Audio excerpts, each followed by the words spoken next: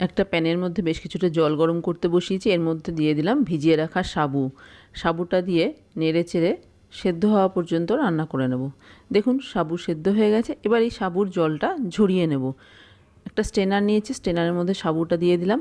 এবার জল দিয়ে খুব ভালো করে ধুয়ে নেব। সাবু দেখুন ধুয়ে নেওয়া হয়ে গেছে। একটা বড় বাটির মধ্যে দিয়ে দিচ্ছি আমের পাল্প। এখানে আমি 2টো আমের পাল্প নিয়েছি। দিয়ে দিচ্ছি আগে থেকে জাল দিয়ে ঠান্ডা করে রাখা দুধ। কনডেন্স মিল্ক এখানে আমি হাফ কাপ দিলাম। আর দিয়ে দিচ্ছি সেদ্ধ করে ধুয়ে রাখা সাবু। এবার এই সব কিছু ভালো করে একটু মিশিয়ে নিতে হবে। মিষ্টিটা কম হয়েছে সেই জন্য আর একটু কনডেন্স মিল্ক দিলাম। আর দিয়ে দিচ্ছি আমের কুচি। ভালো করে নেড়ে চেড়ে 2 থেকে 3 ঘন্টা ফ্রিজে রেখে দেব।